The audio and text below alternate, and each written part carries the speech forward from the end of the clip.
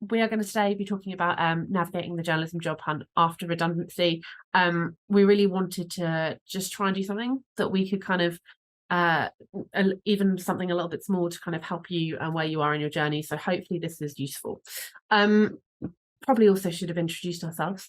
Hi, my name's Jem. I am the director, founder, editor, most things, I guess, of Journo Resources. I felt particularly important for me to try and give something back in this situation, as actually I started Journo Resources 7 years ago after I wouldn't really call it redundant. I didn't get given any money, but that was something that I very much remember experiencing 7 years ago. Since then, I have been the editor director of Journo Resources, and I've also worked at staff and freelance in a number of different places. So I've got experience in both being part of the hiring process, both for staffers and freelance roles, and also as a person who's applied for various things. Hopefully I will be able to bring a little bit of knowledge from both being the hirer and the hiree. I'm also joined by Jack, so I don't know if you want to introduce yourself. Yeah, my name's Jack. I'm also one of the directors here at Journo Resources.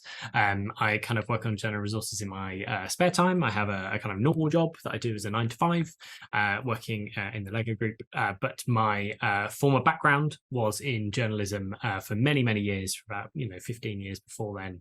And so I'm also here to kind of help talk about some of the elements that we might touch upon later around people who may be considering moving out of journalism and into something else. Awesome. Right. And one last bit of admin and one last bit of practical note before we get started. I just want to let you know this is going to be the first of 2 sessions that we are running, which you might not have known if you signed up super early. So today is going to be the quite practical session focused on job hunting and how you can kind of take that forward. And then on December the 4th, we've got Eleanor, who's a specialist redundancy coach who works with individuals and businesses, who's going to be running another session to talk about that kind of emotional response and some questions you might want to ask yourself around long-term plan. So I will send details of that out to you afterwards, and again that's free, but do sign up to that as that should be super helpful. And we will also, after this, we'll be giving everyone 4 months free of Journo Resources membership, which comes with a load of other tools. We're just doing some practical stuff on the back end, and then we'll send that out to you as well. So that's all of the admin over. What we're going to look at covering this evening is we're going to talk about building a job application strategy, exploring other kinds of jobs potentially, how to actually find those jobs, and then a little bit around making your application stand out. As I said, we have gone through all of the questions that everyone asked in advance. So we've tried to tailor this to the things that were asked most often. But if what you wanted to know didn't come up, please do pop it in the chat and we'll try and get to that at the Q&A. And there will also be a second chance to do that, as we say, at the second event in a couple of weeks' time. So hopefully that sounds okay and roughly what you came here for. So I'm going to kick things off and talk a little bit about how to build like a job hunting strategy. I always tend to try and, I guess, start and frame our sessions where we talk about applying for jobs and how you kind of might do that with this kind of stuff. Because I think I very much remember when I left that job, which wasn't necessarily a choice, I remember the feeling of panic and not necessarily knowing what I wanted to do. And I think it can be very tempting to just dive in and go, right, I'm going to apply for anything and everything and not necessarily have a strategy behind it. And I think one of the most important things that I've found, both when looking through applications and when kind of doing my own, is actually if you can kind of bring a little bit of a strategic mindset to that, you'll often kind of get a better result in the long term. It was also about 2 years ago when I was thinking around all of these kind of things about how might you build a job hunting strategy. I kind of went, oh, actually, hang on, I run a jobs board. I have a ton of data that actually might be really useful. So I've got some data points to show you, which, full caveat, I don't want these to be scary. I hope they're not terrifying. I just want them to show you them so that they can be useful and so that you can kind of use them to help inform what kind of jobs you apply for, when, how much time you spend to them. So the first thing I wanted to show you is the first thing I did is I went through and looked at the most popular jobs on the Journo Resources jobs board over the last 11 months now. We're almost in December. So I've got 2 slides for this because we've got a really broad range of people with us. We've got everyone from entry level to fairly senior. So I've done this into 2 tables, and I've split it out into entry level and what I've called next steps. But so these are a selection of the most looked at entry level journalism jobs on Journo Resources in 2023. Now, again, don't mean this to be terrifying in any way, shape, or form. And I just want to also stress this is views, not applications. So all of the people that looked at this likely won't go on to apply. But what I think is interesting about it, so this is the entry level one, is that you can start to see patterns. And again, this may sound fairly obvious when you have it there in front of you, but sometimes I think the data can help you kind of pick out things that we all knew that can help inform us. So over here on this entry level one, the Telegraph grad scheme, the Times, Women in Journalism, intern, Daily Mail grad scheme, broadcast assistant that's a trainee, a summer news internship. I think you can kind of very quickly get the picture here that all of the things that are the most applied for kind of entry level-ish jobs very broadly fit into 2 categories, which tend to be things that are at big names, or they have kind of like trainee or internship at the title, and those are the things that everyone is applying for and everyone is focusing on. If I pull this same data again for people who are at the next step level, so a little bit more experience, might be looking for a slightly more senior role, this was the table I pulled out for here from January to November, and again I will send you this so that you can have a slightly closer look. Probably would discount Journo Resources being on the top because I probably just pushed that really hard. It gets a little bit kind of, I guess, more murky for us at Journo Resources to have quite so, what's the word? To have data that's quite as comprehensive at this level because we refuse to advertise anything that doesn't have a salary. So it's a little bit harder to see patterns, but I think there are still some things that you can see from this, is that if we do happen to organise something from a big name, that still typically does much better in terms of popularity. So I think you can see NBC News on there. We've previously done stuff last year for The Big Issue, Sifted.eu, it's backed by the Financial Times, Bureau of Investigative Journalism. So all those big names are the things that typically tend to be at the top. Also, having dug into this a bit deeper, you typically tend to see things that are reporter or news journalist, or those kind of, I guess, like those job titles that are the very standard ones, the kind of ones that everyone, I guess, goes, I want to be a journalist. So they're looking for the title of journalist. It's not anything that is slightly adjacent to that, if that makes sense. And the other thing that I noticed when I was going through all of these is that they are generally remote jobs or based in London. So some of these ones where you might have not expected them to be on there. So the Centre for Countering Digital Hate, for example, that was a remote job. So that again is typically something that typically does quite well. The other thing I would mention for these views, I guess, which hopefully might be helpful and heartening, is that, you know, the conversion rate typically can be as low as like 3 in 10 people actually going through to apply for a job. So although these numbers might look huge, that's more just people kind of window shopping to a certain extent. So yeah, those are the most popular jobs.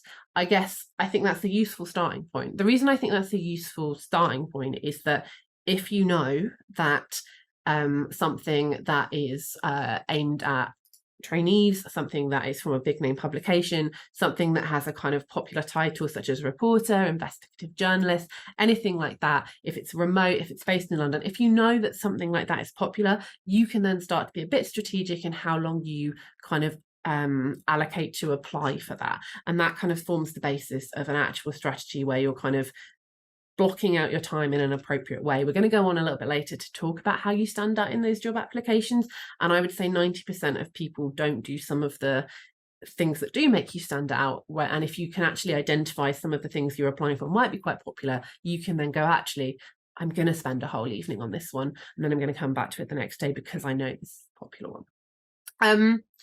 Then I guess on the flip side, these are, some of the most popular jobs that we've listed over the last 12 months.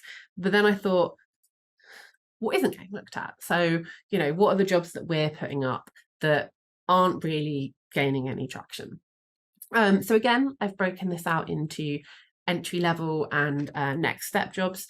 And again, I will send all of this out so you can have a little bit of a look through. Maybe don't send this one to our advertisers to let them know that they were at the bottom. But for entry level, this should say 2023. This is data from this year. But you can kind of start to see some patterns. Most of the bottom 5 are all local media jobs, I think. So the Post, the Northampton Chronicle. But generally, I guess, the thing I guess maybe draw your attention to more broadly is if you look at that bottom number there of 65, that is very different to what we were seeing on that first slide of 2,000 people looking at the Telegraph graduate scheme. So I guess just more generally, before we even go to pulling out patterns, is there is a real gulf between things people are interested in looking in and things that people aren't. Even if all 65 people applied to that job at Post, you're going to find you're competing against many fewer people than you potentially would be if you were applying to that Telegraph grad scheme. Other kind of things that typically tend to, I guess, pop up in this less looked at bucket, as well as local and regional jobs, are B2Bs, by which I mean business to business. So those more specialist niche titles. We also bizarrely find that social media and digital jobs and SEO typically don't get huge amounts of interest. And then you'll also see a couple in here of things that I would say perhaps are journalism adjacent, I guess.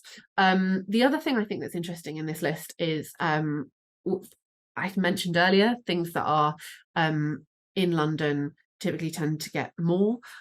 You can see here that even from what I would guess would call big names like the Irish Sun or Talk TV, which is part of News UK, if that is something that's outside of London, that is still generating significantly less interest. Or for Talk TV behind the scenes, it's not one of those typical jobs that maybe we all think of as a journalist. Again, I've pulled this out, which you can take away and have a look at later. This is the same data for next step jobs, so there's slightly more senior jobs, very similar to last year and the year before when I did this exercise. So I think last year we also had like GP Online, people management.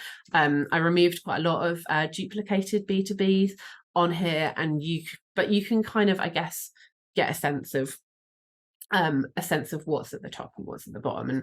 And yeah, just to kind of, I guess, pull that out slightly more clearly. The 4 buckets, I guess I would kind of call them, that people typically don't tend to look at or don't tend to be interested in as much when they're kind of applying for, are local and regional jobs, B2B and specialist, social media, SEO and digital, and journalism adjacent jobs, which is a whole wide bucket of things, which Jack is going to talk about in a minute. That's not to say that these areas or parts of the industry don't have problems. They all have pros and cons, but again, I think it's something that you can feed into a strategy if you want to kind of, I guess, I don't know, it might be for you that you go, okay, well, I'm going to apply for 2 jobs a week that are really popular. I'm really going to throw my all at it. Then maybe I'm going to investigate some in perhaps some of these other areas, because I know I won't be up against so many people. And as I say, it's up to you to make a call whether these are areas you want to look in. But if I give you the data, then hopefully that might spark some thoughts and yeah, conversations.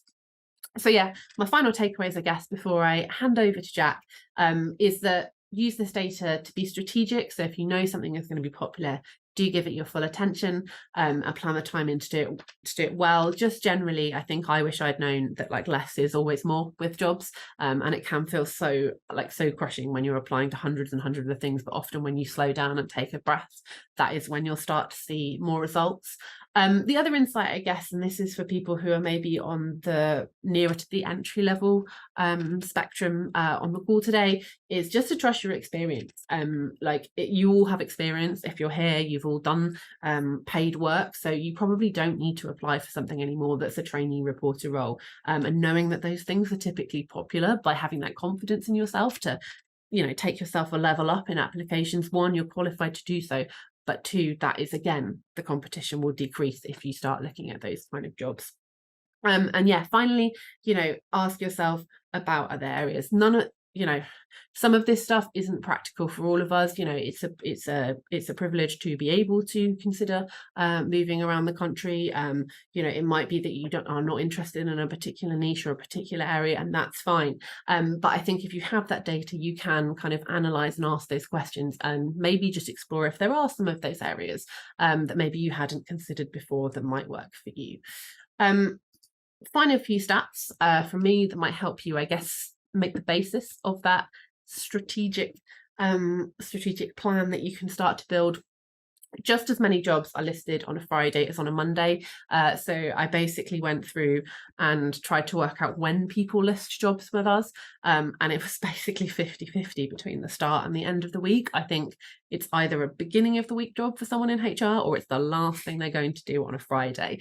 So actually, if you're kind of, I guess, thinking about when is a good time to look, I think actually like Friday is a really good time to look for jobs, because everything that is going to be out is going to be out by then.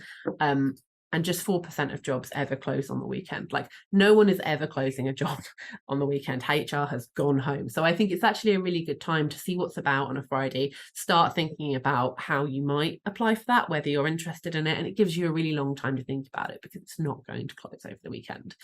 And tied into that, I also did an average. The average time a job is open is 22 days. So that's actually quite a long time for you to think about a job, go, how will I put that together and do it right? I am by no means suggesting leave it 22 days. That would be wild. But I guess what I'm trying to say is, do take a breather, do see something, read it, come back to it, and then start putting that application together, because you'll come with something much higher quality. The final stat, I guess, I wanted to show you, this is less a stat, this is more a terrible infographic from several of, which is held to, I think, at least all of the hiring rounds I've done. And I mean, Jack can tell you in a second if it feels like he echoes what he's seen, but I typically tend to see almost like this inverse, like bell curve whenever I've hired before, whereby you put a job advert out and you will get such a rush early on. I will get so many, like hundreds, and some of them I'm like, oh my god, the job ad's been out for an hour, like what are you doing? Because typically the ones you get really early on, you can tell that people just haven't had time to do it, they've panicked and they've put it in. And I find those, I think, the most frustrating, because I can see that these are really great people with really great experiences, but they've panicked and they've just chucked something in. Once it's settled in, it's been there for a couple of days, that's when you start to get like the good stuff. People who've really thought about it and gone, okay, I'm going to put in a considered application. And then at the end, you get a bit of a last minute rush, because of course, if you see something that closes in 2 days' time, absolutely go for it, do what you can. So yeah, I guess all of those last 3 slides are just really to encourage you, if you can, to try and take a breather, try and be a bit more strategic, and give yourself the confidence to know that it probably isn't going to close tomorrow. And then you can kind of, I guess, think about it in a slightly more level-headed way about how you might put that application together. So yeah, that's me done with numbers. Hopefully that gives you all something to think about. I'm going to pass over to Jack now, who is going to talk about maybe exploring some of those other options. Yes. So this is probably a question that you've considered, like in the situation that you're in, and it's a question that I can reassure you we got from a number of the people who like wanted to join this session this evening, either recorded or live with you today. A lot of people thought about that question of like, what do I want to do? Do I want to be doing something else? And it may be something that you've considered because of this kind of scenario that you're in, but it might also be something that you were considering before you found yourself in this kind of situation. We've also had a lot of questions about people asking about what is marketing, what is the difference between marketing, communications, do I go into freelancing, all of those kind of things. So we'll take you through some of that in a moment as well. But maybe the most important thing for you to consider if you are thinking about making a career change is to try and separate the situation that you're in now from the decision that around making a career change itself. The redundancy process may well have been a push for you to do something different, and it maybe allows you the chance to examine that kind of scenario, but we are all going to be doing various jobs for a very long time on this planet. So you don't need to rush into that change if you aren't 100% sure. And, if you have any particular questions about that kind of career change, now is a really good time to kind of put them in the chat, and we can kind of follow them up at a kind of later date. But we'll go back through, we'll continue on this subject while people might be putting questions in the chat, if they would like to. I'll tell you a bit about my background. As I kind of said when we set up, I worked in journalism for probably about 15 years in total. I worked in BBC Local Radio for a very, very long time. I went and worked in various kind of newsrooms in London. I worked for Metro as a social media executive. I worked in the Evening Standard as deputy head of social, and I worked in the Sun as well as a deputy head of social in the Sun. And then I left journalism, and the reasons for leaving were kind of these three, really. I had worked in social media for very many years, and I felt that the job was changing from underneath me. I, was working in social media in the kind of golden age of Facebook was sending a load of traffic and almost unlimited amounts of traffic to various publishers. And I could see that wasn't necessarily always going to be the case. And the way that social media roles were moving into things, they were moving into a world where the medium was a lot more visual and wasn't necessarily in my skill set. And so I had an awareness that my job that I was currently doing was changing and was likely going to change quite dramatically. And so I might have wanted to, move into a kind of a different part of the business. The other reason I changed and left journalism was that I found the right opportunity, or an opportunity that was right for me. And at no point in that journey or kind of decision was it actually about the money at all. It was about something that I wanted to do, and it was a very personal choice, which is really hard when it's something that you've trained in. My degree was in broadcast journalism. I'd worked in journalism is what I'd done my entire career up to that point. So choosing to leave was a hard thing, but it was something that I took time to kind of think about. And those reasons might align with some of the things that you're thinking about if you're considering a career change as part of this. But they may also be a number of other reasons. These are a variety of reasons that people may have come about. You maybe no longer want that kind of always on feeling that you have to have when you're in journalism. You might want to relocate. You might actually want to have a bank holiday off for once in a while. You might be quite stressed. You might have a childhood dream of doing something else. Maybe there just aren't any stories left to tell now that the Queen has died. Maybe that's just you've completed journalism from that sense. But no matter what reason you could be considering, all of those reasons are valid, and you don't need to justify it. You don't need to justify it to any of your peers. You don't need to justify it to anyone on this call. You don't need to justify it to, any of your, colleagues either. It's a very personal choice about what you do. What you spend your time doing for, however many hours a week is your choice. And you should feel confident in that decision. And people aren't going to turn their back on you for doing it. Some of my best friends are still journalists, and I tell them that they should have sold out a long time ago. But they don't. I still hang out with them. I still enjoy hearing about what they're doing. But it's in a very different kind of situation, I guess. And so our advice, if you are considering a career change as part of what you're going through right now, is to write down all of the reasons why you might be considering a change, and come back to it the next day. Give it some, kind of write it down and think about it, leave it some time to percolate, come back to it the next day, and then see if the reason for your change is because of the role that you're doing, or is a problem with your opinion of the wider industry itself. And that can give you a little bit of clarity about what you might want to do next, and who you might want to kind of talk to about that kind of element. Now, if you do decide that you want to move into a different part of the, a different job, there are countless industries that you could possibly go into. your skill set is massively wanted in all of these industries that are on, on the screen right now: the charity sector, small business owners, marketing, communications, PRs. Now, one of the most common questions we actually receive from you all is like, what is the difference between marketing, comms, and PR? I'll attempt to do a bodged kind of explanation right now, but it's often very different in different industries or different parts, and I actually describe it a bit like one of those kind of 3-circle Venn diagrams where PR is very much more about pushing out a particular message that's been crafted. Comms might be a bit more reactive, where you're actually dealing with a journalist who's asking a question of your kind of comms department, and you're wanting to kind of control that narrative. And marketing can be a bit of everything. It can be a bit of comms, it can be a bit of PR, but it can also be very specific to social media, or very specific to how you market something on a website. And so they're very similar pieces, but the most important thing for you to understand is that the skill set for the job that you do currently, or the skill set for the job that you've done for a very long time, are massively useful for those industries. Every business needs social media knowledge. Every business needs to understand how to tell a story.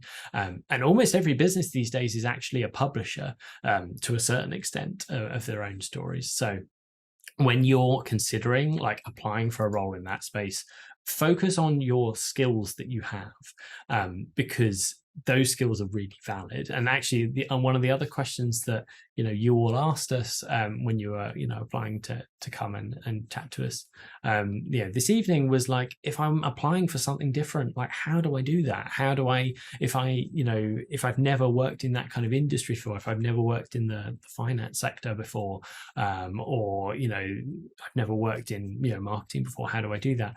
And our advice is always focus on the skills that you have rather than the specific industry that you're looking to apply for, because you don't need to have done a string of marketing jobs to work in marketing. The skills that you have right now could lead you anywhere to a certain extent. These are some examples of people that we know who have moved into very wild and different places. Julia, used to be a producer at Channel 4 and ran a human rights website, and now runs a kind of it's like a food shop effectively, which is very different. The guy in the middle became a butcher, and Fliss, ran social media at the Indie for years, and now does a kind of life coaching kind of piece. So those skills can also take you to places that aren't the traditional list of places that we've shown, a few slides before. They can also take you, to other kind of places. I think we just wanted to put those in just because I think, there is no limit. You can do whatever. Your skills go wherever you want to. So I wanted to talk next about a little bit around kind of, I guess, so you've potentially started to think a little bit strategically about that kind of job application process. Maybe you've taken a bit of time to go, these are the things I'm going to look for, but how do you look for them? How do you find those jobs in the first place? So and I promise this isn't a plug, but so at Journo Resources, one of my jobs that I do every week is I put together our roundup. This goes out on a Tuesday. We include, like, this is the freelance section here, but more broadly, it is broken into entry level, next step, senior level, and freelance. So it's a curation of maybe the top 60, like what we think are the best 60 journalism opportunities that week. So I guess what I'm getting at, without bigging myself up, is I spend a lot of time like trying to look for jobs and jobs which are good.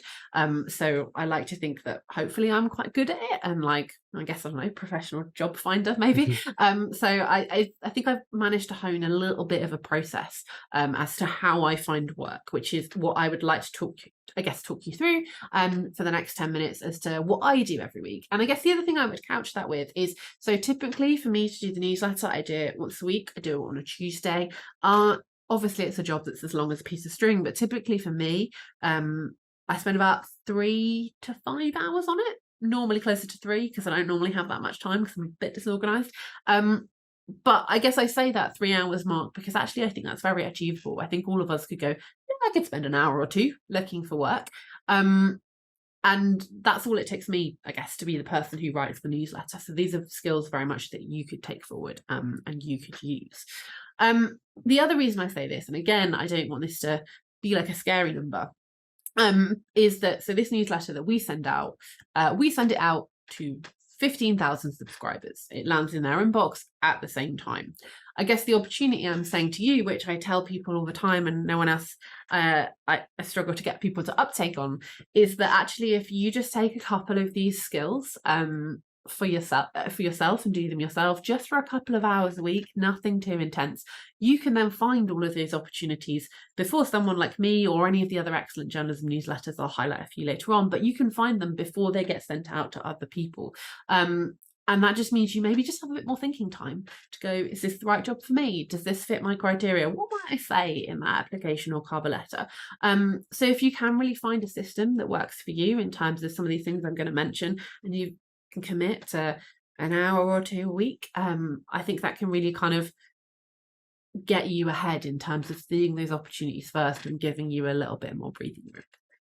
So what do I do? Normally, if I was doing this in person, this bit of the session has changed slightly given recent events. But normally this would be the point, I guess, where I would ask for a show of hands as to who uses Twitter, and then I would go, who uses TweetDeck?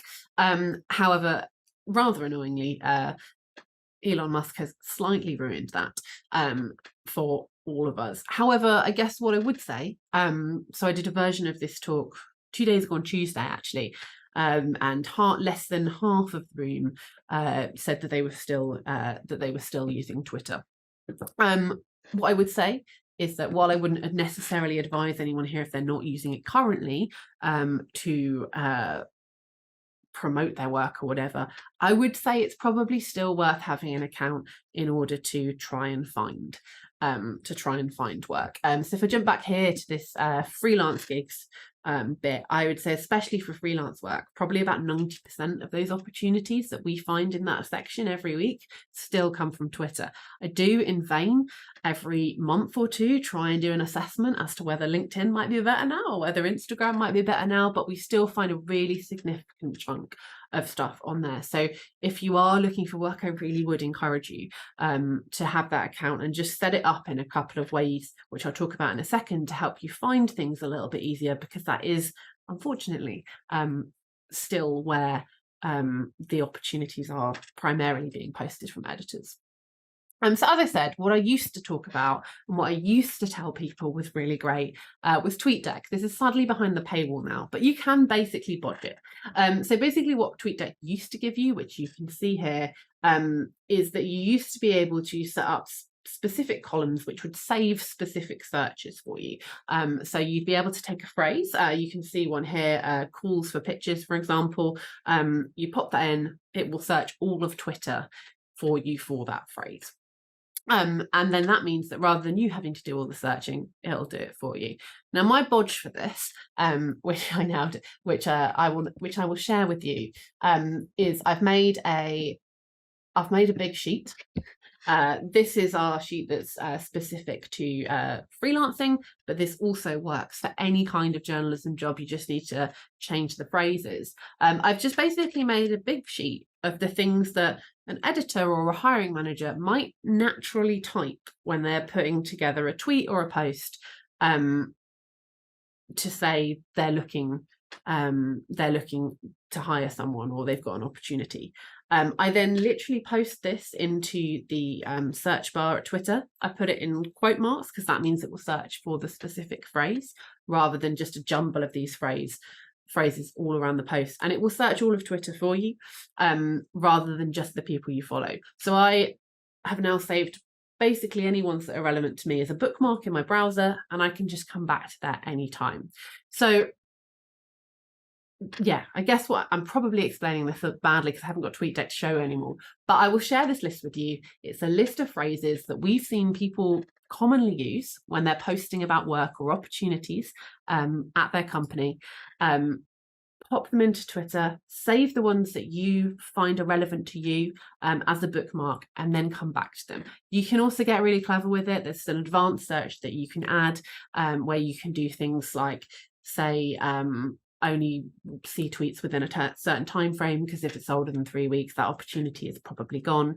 You can say, oh, I don't want things that include certain words, so I do want to see freelance pitches, but not ones that include the word unpaid or volunteer, for example. So you can get very clever with it, but use this as a start. I'll send this out to everyone. Use this as a start, paste them in, see what kind of things come up, and then also build upon it yourself for exactly the kind of opportunities that you're looking for. So, this can work for anything: staff jobs, freelance jobs. It can work for any niche, any specialism, but you might just have to take a bit of time to think about what those phrases might be. And basically, anytime I see a tweet where someone is hiring, I go, okay, what's the key phrase there? And I copy the key phrase and I add it to this document. So just start to make your own, and then pop them in, bookmark that page, and then you just come back to them. And that means you're the first kind of, I guess, person to see that opportunity when it comes up. I'll skip through this because this is basically stuff you can take away. These are all the additional commands that you can use. And I will also share the slides with you so you can see these. These are a couple of suggestions of places, including us, but also plenty of others who use this stuff on a daily basis. So if you follow these people, you'll see them retweeting the stuff based off what I've just told you about saving those key searches into Twitter. So I hope that makes sense. If you have any questions at the end, I'm more than happy to go through that in more detail. And I can also record a bit of a screen grab of how I typically actually do that, if that would be helpful for people, so you can see how I paste that in and how those settings work. But yeah, I guess another piece of exercise that I would take away is to look at that list, think about what phrases you might search for, and set that up, and then it will start doing it automatically for you. So that's Twitter. I've given it its whole own section. The reason I've done that is because it still is the place, I think, where we find the most opportunities, but there is obviously tons of other stuff you can do that we do on a regular basis. So job websites obviously might sound like an obvious one.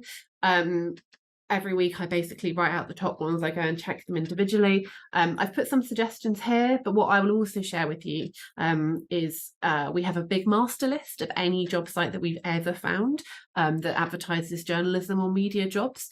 So I'll share that with you, and I'll also share these slides, because I would say these ones at the top are the ones that are etched in my brain, that every Tuesday I write out in a notebook and make sure to check. So these would be my, I guess, top recommendations of places to start with, but we'll also share you a bigger list of ones that you can look at that go into certain niches such as fashion, sport, politics, etc. And then you can kind of see which ones work for you. Another thing I do, which is perhaps a little extra, but if you have specific schemes that you're looking for or interested in applying for, or things again where you have a phrase that might come up when that opportunity is posted, I often set things up as a Google alert. That's free to do. You just need to have a Google account, and then it will again scan the web for you when anything is published that fits that kind of phrase name. So to use an entry-level example, if you were to put in the Times graduate scheme, it would let you know every time the Times published their graduate scheme. So I've got loads of different things set up there. You can also use it as a freelancer for things like pitching guidelines. I've also put Facebook groups in here as well. I think often sometimes overlooked, but I'm in Facebook groups with thousands and thousands of people, and they get so many posts every day. So I'd really recommend joining some of those. From a freelance perspective, there's lots of last minute opportunities. And there's also a real, I think, especially in some of those top ones on that list, people are very willing to help one another, and I've seen a lot of kind of very supportive posts where someone has said, I've been affected by redundancy, or I'm looking for work, I'm looking to pivot, I'm looking to change direction, and there's a lot of opportunities and support flying around in those places. Also got some other suggestions of email newsletters there. Again, I'll send that out so you can sign up to those. And then the final, I guess, two things that I guess wanted to flag were LinkedIn and also your own networks, which I think kind of go together. We obviously all think of LinkedIn as the jobs network, but I think as journalists, I think we're still kind of getting to grips with like what it can do and could be better at posting to it. So I really would encourage you to spend a bit of time getting your head around that and what it can do. So, you know, telling it you're looking for work in the back end, letting it, you know, using that jobs board, it gets very good as when you start interacting with it, seeing what you've interacted with the most and sending you more of it. I think that's how you found your last job.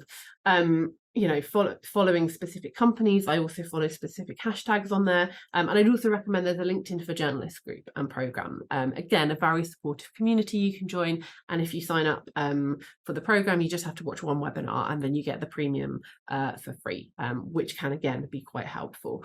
So yeah, would recommend spending a little time. And then I'd also put your networks there. I'm sure many of you will have done this already, but I've always been very pleasantly surprised when I've said I'm looking for work, I'm having a career change, you know, something's happened and I'm looking for new opportunities, actually kind of asking your connections to point you in the right place or to other connections sometimes has more of a, you know, more of a response than you think. And I think sometimes we can think, oh gosh, like, is anyone going to respond to me? I've got like 10 followers or whatever. But I would say don't be afraid of putting yourself out there. And even if you don't feel like you necessarily have tons of contacts, some of those Facebook or LinkedIn communities can be a really good place to do that. Final few things from me before we go on to kind of, I guess, job application tips. And these are specifically freelance. So quite a few people asked about, I guess, getting started with freelancing. And there were just two things I wanted to flag. So I've obviously talked a little bit there about how all of the things I go through when I'm looking for opportunities in the newsletter each week, and how you can find them first. But with a freelance hat on, I would say two things. One, I would say that if you are looking at all of those freelance opportunities that are on Twitter or are posted elsewhere that have got tons of traction already and they've had 100 retweets, what I tend to use is what I call the library strategy. Again, all about kind of narrowing down the competition that you're faced with. What I mean by that is if I see something, it's already popping off. If I'm like, oh my gosh, I have the perfect thing, I'm going to send that, boom, go. I do that and I do that straight away. If I don't, and I'm not sure, and I know that it's already like quite busy, and I'm going to be fighting with a lot of people, I bank it and save it for later. So I make sure I copy all of the details. So who the editor is, what they're looking for, like the fee, like all of that kind of stuff. Hannah, our staff writer, did a session yesterday. She said she screenshots it just in case it gets deleted. And I bank that and save it for later. And I'll come back to it in about 3 weeks when that editor isn't flooded with 100 to 200 people looking for the same thing. So again, just a method of, if you see an opportunity, just save it for later if you haven't got something that you're automatically thinking, right, I'm going to do that. And then the final thing I'll leave you with, for those of you who did mention that they were potentially thinking about freelancing, is that you don't have to wait for editors to ask you. With a lot of the job hunt, I think we spend time thinking that, you know, we've got to find the opportunities. But if you are interested in freelancing, there is nothing to stop you just going out there and pitching your ideas, pitching yourself as someone who might be able to come in to do shifts. Now's a really good time to do that. People are just going to start to finalize Christmas rotas. So don't wait for someone to post asking for you, I guess. Like, people are always looking for freelancers. That's pretty much a given, I think, for most larger publications. So do just, you know, if you've got something you want to place, don't feel you can't reach out to people. And I think sometimes that distinction, we sometimes forget when we've been in a staff mindset for a while, that you don't have to just wait for those calls for pitches. So yeah, I will skip over this because these are just some tips on how you find those people. And I will pass back over to you, Jack, I think, for how you actually apply for those jobs. Yeah, so you've set up all of your Google alerts, you've subscribed to the newsletters, you've gone and actually searched, and you've eventually found a job that you would really, really like to apply for. These are our top tips on actually what you should do in that process. The first thing that we always want to remind people of is that a CV and a cover letter are not entirely the same thing. They both serve a very similar role. They both have a very similar part they have some very similarities, I guess. They should be both personalized for the role you're applying for. They should both be a maximum of 1 page. But your CV should be a broad overview of your relevant experiences that you've personalized for the job that you're applying for in particular. And it should typically follow a kind of same set structure with bite-sized pieces of information on each role. But overall, your CV is very functional. It's the thing that a hiring manager or an HR person or an editor might look at when they want a very broad overview for your career or your experience so far. Your cover letter is your opportunity to shine. Your cover letter is your opportunity to write something that's personal, that's unique to the application that you're making in particular. It can be very focused on the one specific question of why you should get that one particular job. It needs to tell your story in an engaging way that flows. And it doesn't necessarily have to tell every bit of that story. Like, it can be an edit down to what's relevant for that specific job in general. And the more space that you give to those specific examples that are relevant to the job that you're applying for, the more likely it is to be kind of successful, the more likely it is to make you stand out. Hundreds of people have worked for that organization that you might list in your CV, but only you have written certain stories or had the certain experiences that you might want to highlight in your particular cover letter. Now, the other thing that's worth remembering is that your CV and your cover letter may or may not be read together. And they may not even be read by a human at all, which is the other kind of slightly concerning thing.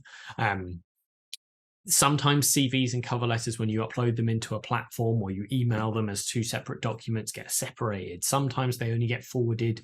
One half of those gets forwarded to the hiring manager or the HR person who's sifting through that places. You can't guarantee that once you put them into the ether, they get delivered as a unit.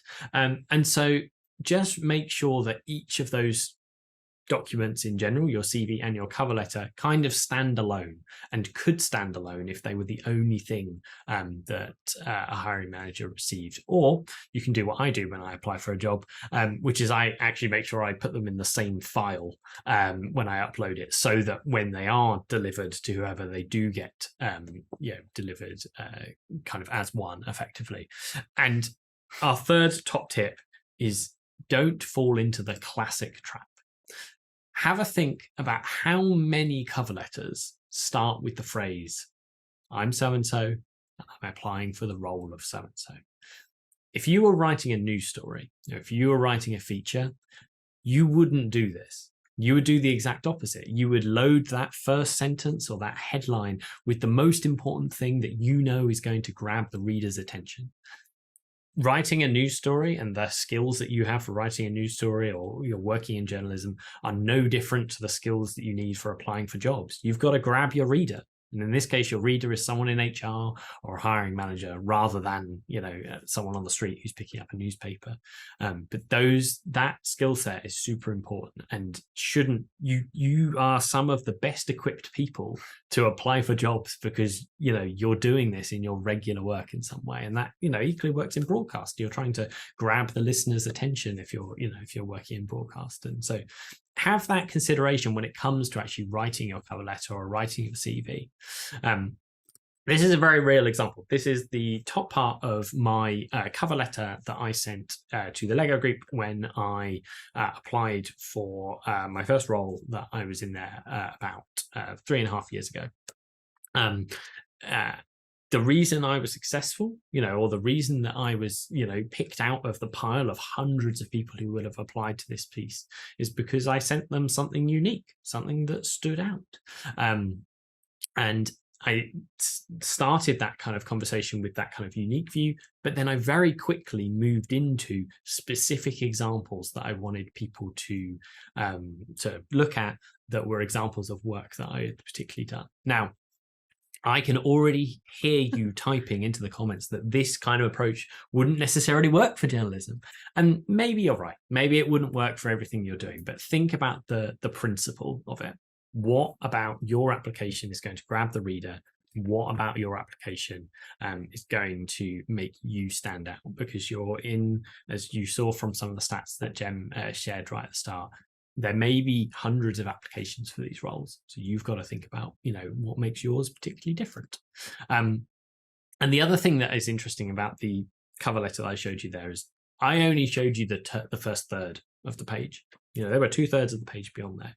But I like to hope that even if a user had, or a HR manager or the hiring manager had only read the first third of the page, I would have still been taken through to the next round effectively. And so one of the things that I do when I'm applying for roles is that I'll write my CV and I'll write my cover letter, and then I'll cover up the bottom 2/3, and I'll have a look at it and think about it and ask myself whether I feel that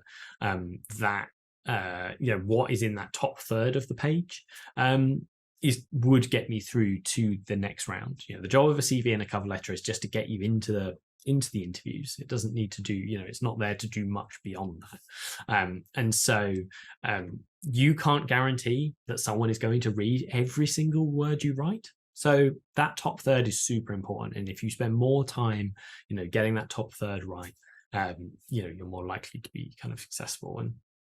And this is an approach that we've helped a number of people with. This is an example of someone we helped with a cover letter. On the left here is the first draft that they sent us, and on the right is the words that we helped them to craft that got them the job. I'll give you a minute or so to kind of read and to have a look, but you can see that there's quite a significant difference even in the first sentence. That first sentence on the left, currently I work, as a teaching assistant at a school, compared to the sentence on the right, which is much more emotive, which is much more stands out. One of my proudest achievements as a teaching assistant is teaching a 7-year-old in my care to read. Like, that sentence on its own, like, tugs at your heartstrings and gets an emotional reaction out of someone. And you lot all know how you all have this skill, because you've been doing it for years, I guess. And so, don't devoid the skill set that you have from the skill set of applying for jobs. It doesn't need to be formal. It doesn't need to be over wordy. You do this for a living. And so, our biggest advice to you is that that you can't kind of separate the two, I guess. So you've nailed the intro. You've nailed that top third. What is next? Our general advice for a kind of a cover letter is to think about the flow. You want a nice introduction, like we've talked about in that top third. You want 2 to 3 to 4 kind of in-depth examples about your experience and how that specifically relates to the role. And I would vary those examples dependent on the number of examples you think are relevant to the role in question. And then you would have a nice conclusion that helps to wrap up your experience and gives them something to remember you by kind of at the end. If someone is going to be going through several hundred of these pieces, you need to be memorable, I guess, at the end of the day.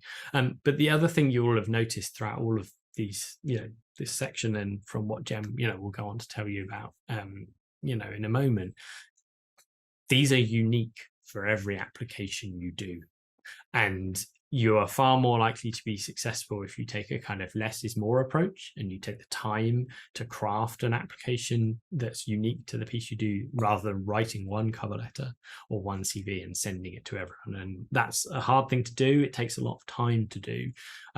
But ultimately, you are competing with, potentially several tens of people, several hundred people for different roles. And so that investment, is something that, we find is often required. Some other top tips that we have: match the tone of what you're writing to the company that you're applying for. Potentially include keywords. Think about looking at the application and making sure you're hitting those keywords in your, look at the kind of job ad and look at the application that you've made, and make sure you're kind of matching up 1 or 2 of those keywords in spaces. Some companies use some amount of computer sorting for doing a first cut of some CVs. Some of those bits of software are more sophisticated than others. There's certainly a little bit of kind of snake oil salesman work around the internet. If you ever kind of Google about about kind of AI sorting of CVs or things like that. But it doesn't harm to make sure that you're just matching keywords in some way. It shows that you've at least thought about the job application. And there aren't any rules about what your cover letter looks like. There aren't any rules about what it should, like how it should start or how it should end. This is kind of different in many European countries. Often have some sort of formal rules, but what we found in the UK from a variety of industries that we've talked to and worked with, that actually people are more interested in just who you are. And so like they're more interested in who you are and what your story is than the specifics of whether you started the piece in a certain way. You will never be able to have everything in your cover letter in any way at all. So be selective about the examples and the stories you give, and please ask someone else to read it. Ask a friend, ask a partner, ask your parents, ask anyone else to read it. Someone who doesn't necessarily know, even someone who doesn't know what they're doing, because they will almost certainly catch a spelling mistake, or they'll almost certainly catch a piece, or just ask them whether they find it easy to understand. It's always worth a second opinion, and it's always worth that extra couple of hours that it might take for someone. You send them a Google Drive link to a thing, and you just ask any chance you can have a quick look, and that will pay off in the long term. And all of these same pieces of advice apply for application processes that are in a dedicated application portal that some company has spent thousands of pounds implementing. All of those same kind of bullet points are worth thinking about. What is your first sentence? How are you standing out? And can someone else read it? I wanted to have a quick look at, I don't know if this is picking up the comments in the chat. Sorry, did you want to go first? No, you go. So just for people watching back, a couple of comments in the chat around always thought I had to cover every point in the job description in that cover letter. If they've listed more than a few points, how do you get that onto one page?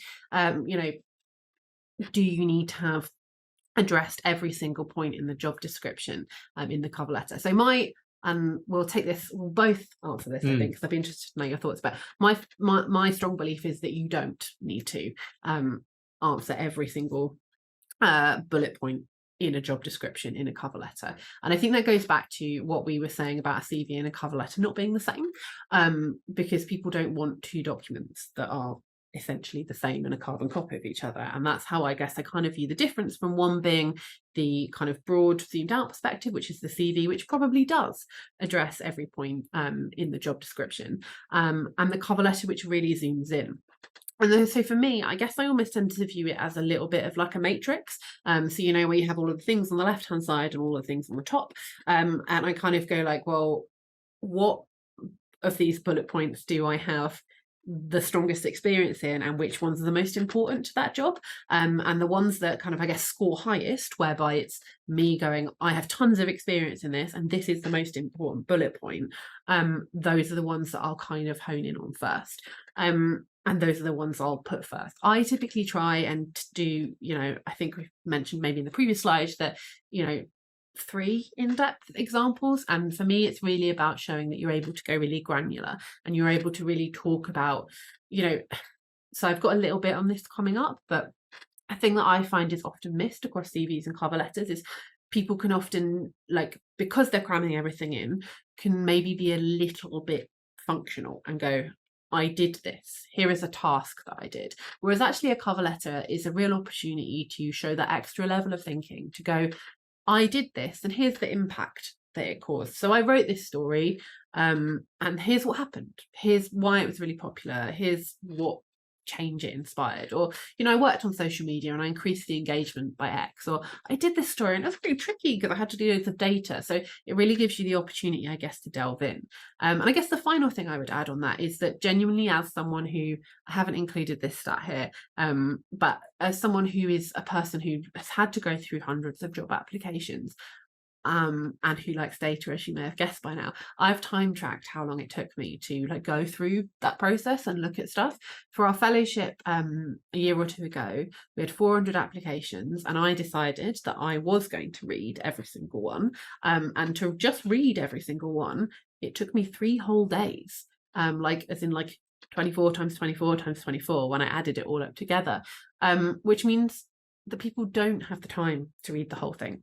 So I would say that kind of lends to what your point around actually really focus on that top part, because that's what's really going to get you over the line, and then think about those other key examples that maybe add intrigue that they might want to kind of talk to you about, because you've said something really interesting that goes into depth, and it's about those two things complementing each other. I don't know if you wanted to add some more there. No, I'd massively agree. And to pick up on the question that Hannah's put in the chat, just asking specifically around how many keywords or what format you might need. The point around keywords is not about writing it so it's robotic. It's more around, if a company calls something a thing, if the company uses the phrase producing radio shows, you should use the phrase producing radio shows in your application rather than creating radio shows or inventing radio shows. I don't know, that's a terrible example, but what I'm saying is more, if you've got the if you've got a skill set that you're looking to match, just make sure you're kind of matching it with what the company's expectation would be, because there's a lot of ways of describing things in different ways throughout the industry.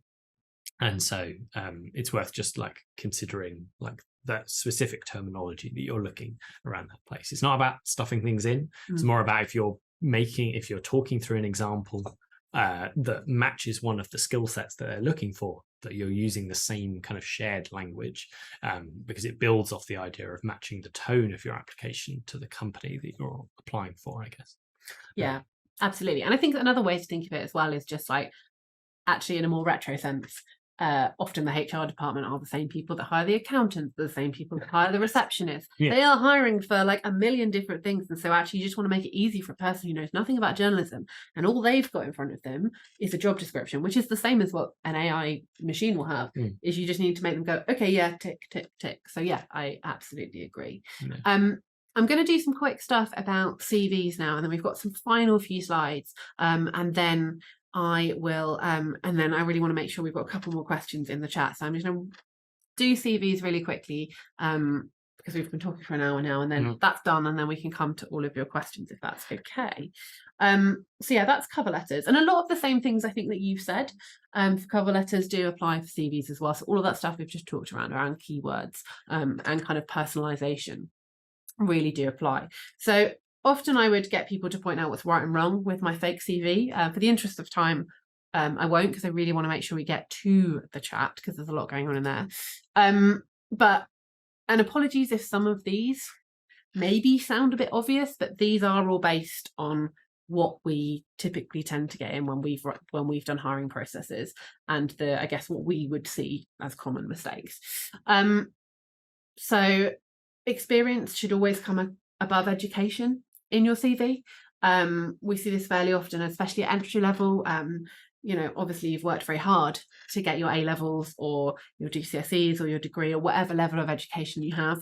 And that's great, and that ticks box. But what I would say to you is that quite a lot of people have those. And what makes you actually different is the experiences that you've had.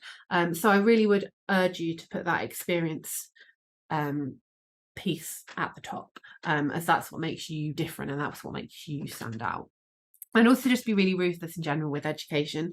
If you've done a degree, unless there's a really strong reasoning, I don't know, let's say you're applying to a publication about law or history, and maybe you've done an A-level in that, I'd cull it. Same for the step down. So if you've done A-levels, you don't need to list your GCSEs unless there's a really compelling reason to do so, because as I said, those are kind of just tick boxes compared to your experiences, which are things that only you have done and that only you can bring. Again, this sounds really basic, but going back to my point around how long it took me to just read all of the applications, thinking about the design of your CV is super important from a frame of how do I make it easy for someone to read. So with this CV in question here, actually doesn't have bullet points. Bullet points actually make it really easy for me to just scan it and go, okay, you've done X, Y, Z, tick, tick, tick. The design of this one, actually, so the reason we picked this design is we did a round of hiring a couple of years ago now, and 10% of people used this design, and I was like, wow, why? And it's because it was one of the top ones on Microsoft Word, and it looks a bit fancy, I guess. But actually, I guess if you think about it more with your journalism hat on, and if you think about it in terms of what Jack was saying earlier about covering the bottom 2/3, if you cover the bottom 2/3 of this, there's not really a lot left, and there's quite a lot, like a lot of the prime real estate in the top left of the page is taken up by kind of nothing. So I guess I would just think about how can you get the most important stuff in that top third, and making sure that it's easy to read. So breaking it up so it's not big walls of text. I've also put down that hobbies can be experienced too, as in don't do yourself down. I think quite often we can feel like experience has to be a really set, rigid thing. And it's like, I've worked in this paid experience here, that paid experience there. I've definitely hired people off the back of stuff they've done in their spare time, or it's been volunteer or extracurricular, or a variety of different things. So don't feel that, I guess, again, similarly, there are no rules. Like what goes in that experience section at the top doesn't necessarily have to be kind of like employment per se.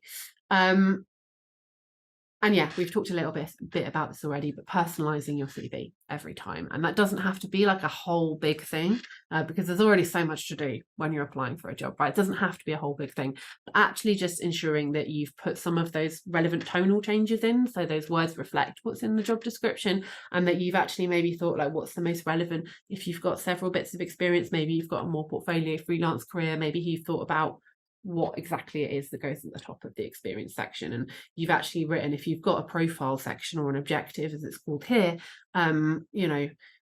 actually tailoring that to the job description. So just a couple of, I guess, basic run throughs here. I would typically export it as PDF, again only as a page, and again both of those across CV and cover letter. It can feel really harsh when you say only one page, but when you realize that it takes 3 days to read so many applications, you do realize that actually you do have to condense it down. I think as journalists, that's also a good skill set to have. So the final thing I guess I wanted to flag on here that I think often gets missed, and I think I talked about this a little bit already in cover letters, but is this idea of showing, not telling.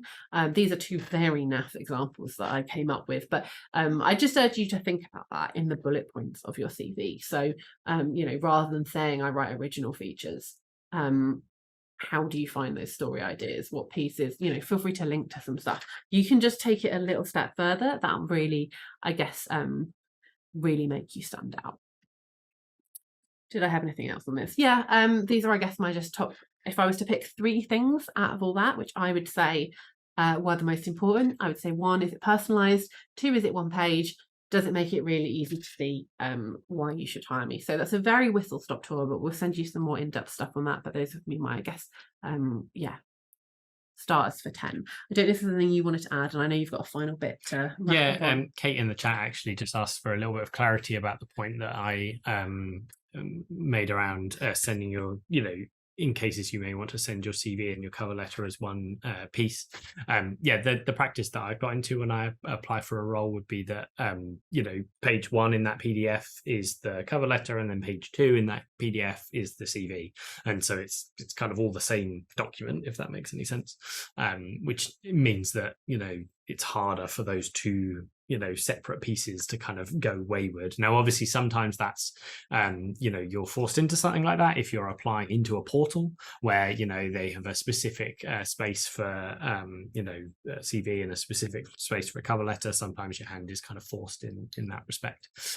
But like in cases where you maybe are like emailing an application in, that's really worth considering putting those into the same document, because the person at the end of that email may only download one thing accidentally. There's a lot of human error involved in all of this kind of process as well at times. So it's kind of worth covering off, covering your bases, or giving yourself as much of an insurance as you possibly can in that space. And before we go on, this is our final section, and we're going to get to questions very, very quickly.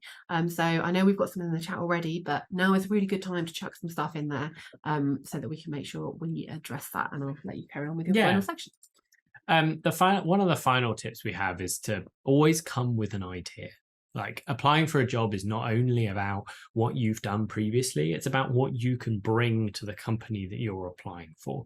Like, they are looking at this application process from like the opposite way that you are. You're looking for a job. They're just looking for someone to fill the role, and they want that someone to really bring something to the company as a whole. And so one of the tips that we always give people is that, not only talk about things that you've done in your past that are relevant for the role, but talk about ideas that you might have in that role that you might do yourself. Here are some kind of wild examples of ideas that actually genuine ideas that we've both attached to different roles that we've applied for in the past. On the left was kind of a wild experiment that I did when I first, as part of the very long recruitment process that I went through my job at Lego, where I had to I showed off a kind of animated like minifigure head piece that was a wild idea for a piece of kind of social content. At the time, the middle one is actually a job that I applied for probably about decades ago at this stage, where I applied for a job at Vox, which was the job was something like a short form editor.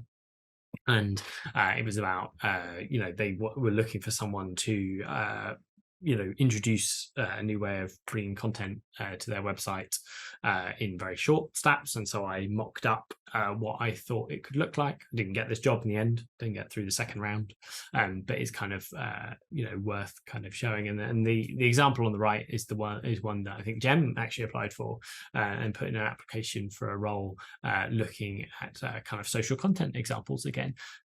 There are a few, the reality is none of these things, none of the ideas that you might actually put into a job application, it's very unlikely that you'll ever end up actually doing them in the job.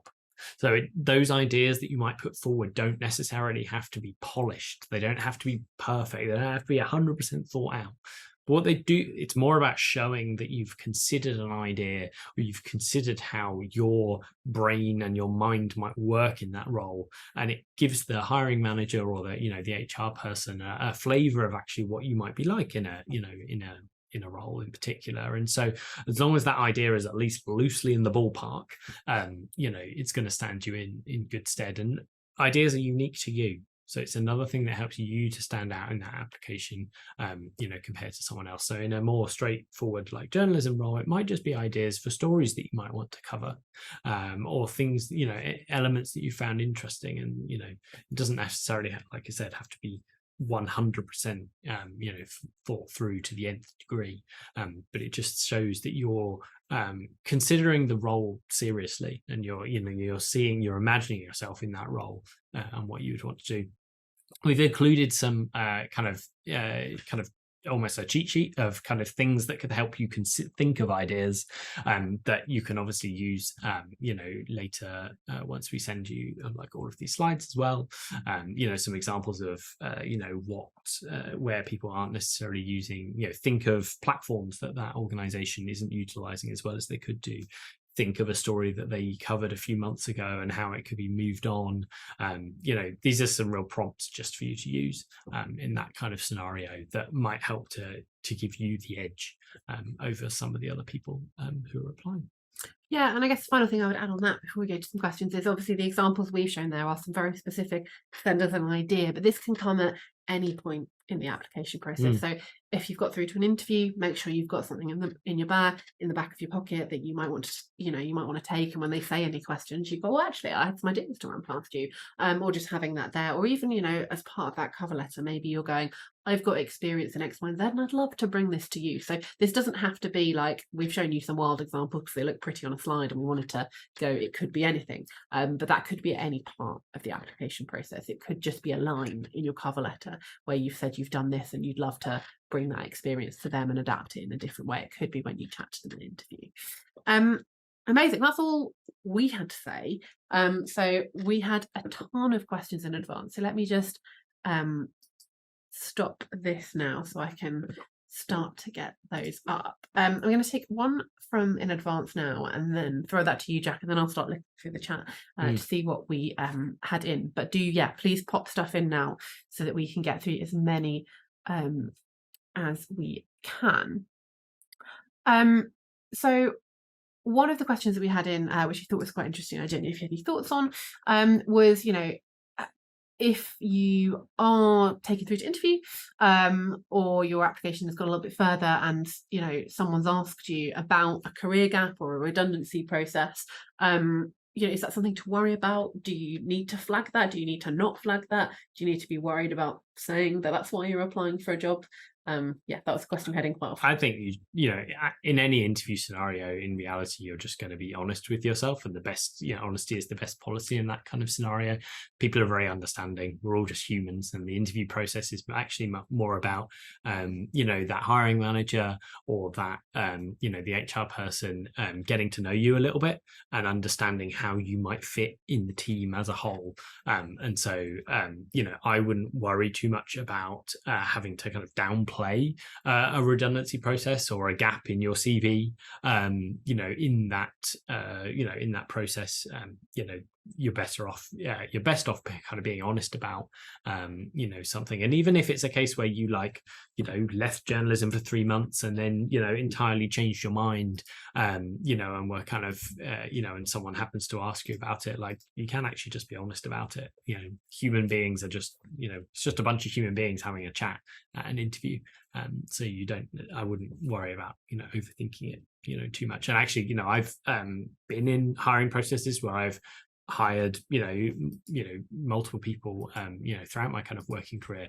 I've never asked anyone about a gap in their CV, because as much as anything else, I don't think I've ever gone as granular into their CV as looking at the specific dates where roles began and roles ended. It's I'm more, when I'm in a hiring process, I'm more interested in understanding what skills the person has, what motivates them, how they might fit in the team, than like doing maths of did they disappear for 2 months or something like that, or have 6 weeks off to go on and explore the world or something like that. I don't know. Yeah, and I think people are also just very human as well. So actually, no one is gonna. It can feel, I think, like the biggest thing in the world at the time, which it is, because the job is a huge part of our life, our identity. But actually, no, the redundancy isn't about you as a person. So no one's going to look at you unfavorably because if that question does get asked. Right, I'm going to go to some in the chat now. So we had another follow-up question around the personalization of CVs and cover letters. So when speculatively emailing a company, I used to send an email expressing my interest in them and what they do, detailing my experience and attaching a CV. They've since had some advice that they should attach a general cover letter as well as my CV and portfolio. Do you have any thoughts on which approach is best? I think it very much depends on the organization that you're going for, or the kind of role you're going for.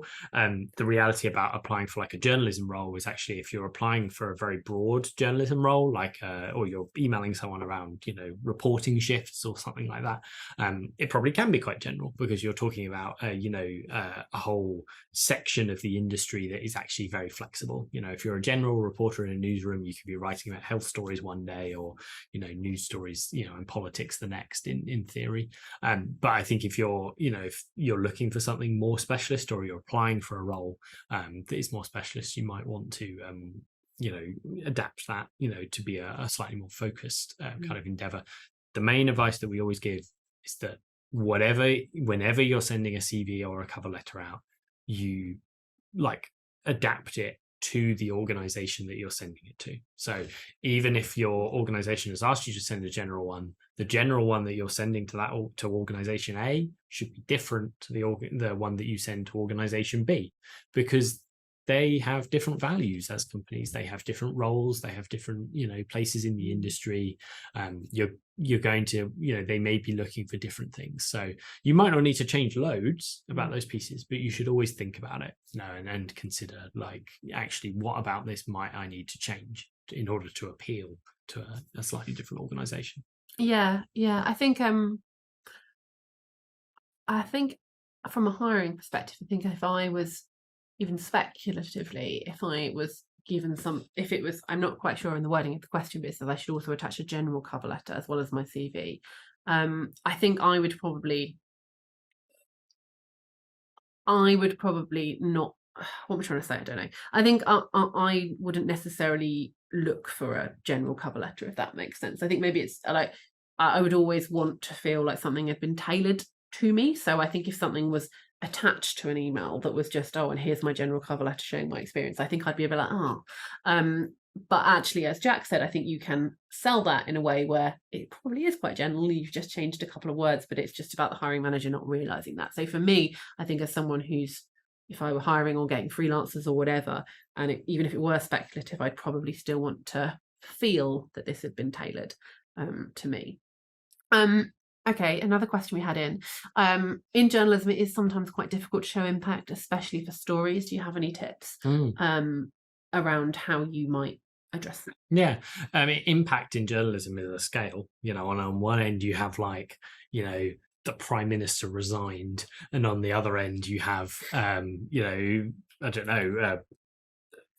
Someone got their garden back. I don't know, but I think impact doesn't necessarily have to be that that world-changing story that affected everything we can do. Impact can just be like you created a massive conversation online in a community, and that, or a community had their story told when they hadn't been heard or listened to ever before. Or it can just be that actually it could even be as rawer than that, and it can just be like X thousand people read the story for the organization in some way, or in that piece. So I think like impact can be whatever you need it to be.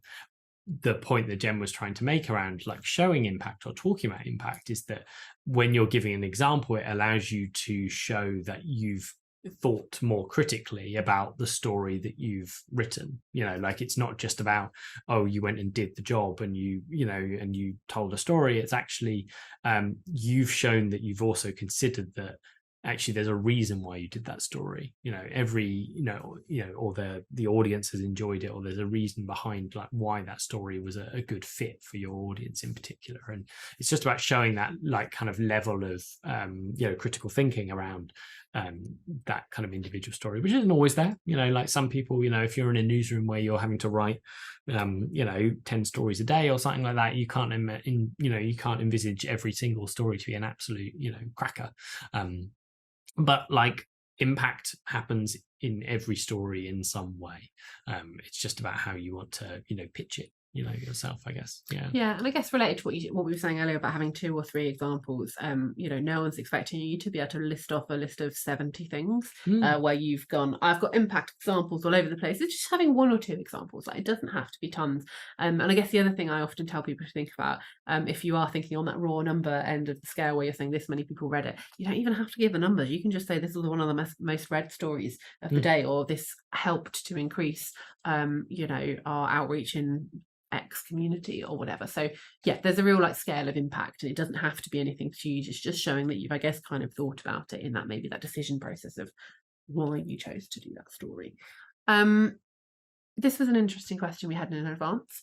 How can we support our fellow journalists, current and former colleagues and friends, while still competing for similar roles with them? Obviously, particularly pressing at the moment with swathes of redundancies.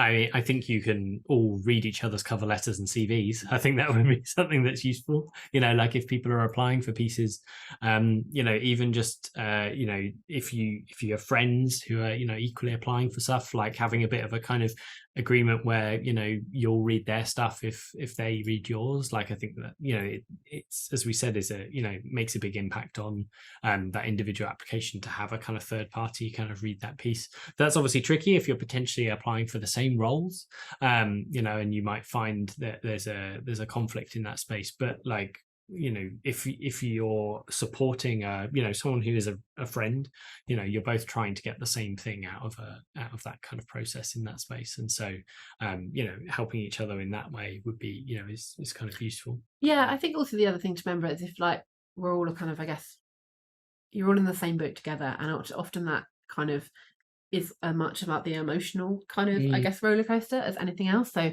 if you are feeling slightly uncomfortable that you do feel like you're applying for the same stuff, that support doesn't just have to be about I'm going to read your cover letter, you're going to read mine. It can just be, we've got a WhatsApp group, and whenever we're feeling shit, we can find someone in there who's happy to chat or go for a coffee or whatever that kind of thing is. So yeah, if you are feeling like it's a weird situation because it's 5 people who all did the same job and you feel like you're applying for the same things, you can still support people in other ways, whether that's just having a moan or going for a walk or doing something that entirely takes your mind off it. Right, well, I wanted to make sure we asked this one actually. So we've obviously talked a lot about finding jobs, applying for jobs, but we had a couple of questions about actually selling yourself in that interview setting, because obviously we said the CV and the cover letter is just getting yourself there. So do you have anything that you would, obviously we haven't got tons of time, but that you would think about in terms of what to do when you get in the room? Yeah, I think certainly try and in your preparation for that interview, preempt those kind of questions that you feel you might get. I often have kind of little like flashcards kind of written down that, in many interview scenarios are still kind of virtual these days because it's more efficient, for those kind of scenarios. And sometimes actually, and that means you can potentially have some notes in front of you if that's what's required. Preempt, but even if you aren't able to bring notes in, into that scenario, preempt what you think you might be asked. You're probably going to be asked for examples, or you're probably going to want to put in examples in your answers of work that you've done. And so make sure you've at least taken the time to consider what those examples might be, thought about how you can explain them in a very succinct way, and thought about the impact that those examples might also get. You are almost certainly going to be asked why you're interested in the job.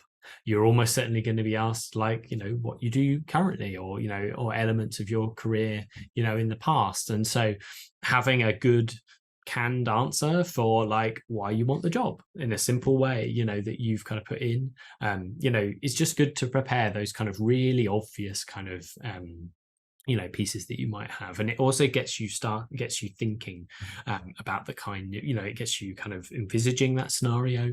It gets you, kind of places your mind in that scenario of an interview. And that might also help to calm, those kind of nerves that you might have in that kind of, scenario, because it can be very intimidating as well.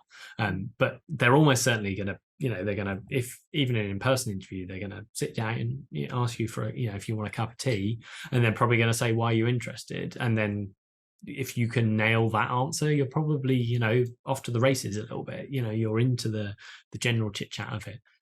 But also, a good interview is often one that is more of a chat than an interrogation. And so, go into it thinking about how you would actually do an interview when you were, in journalism. If you were, interviewing a source, or interviewing someone for a quote for for a piece that you're writing, you would always want that to feel very personal and very unique and, very chatty. And so like, it's worth doing. Yeah, so I guess if you found a couple of things I would add to that, I would just say, I guess to your point, is I think you can guess 90% of interview questions.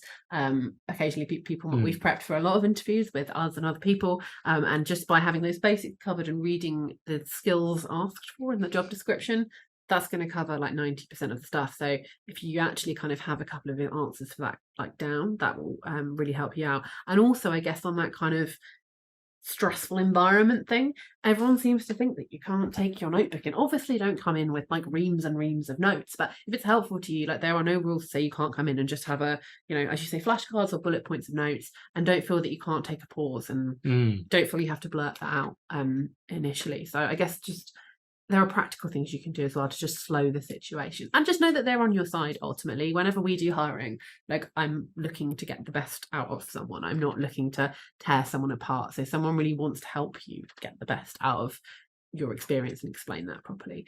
We've had a follow-up question in the chat about how to potentially, maybe this relates to what we said earlier, about how to overcome a big gap in the CV, or how closely do hiring managers regard big gaps, and what's your take on it?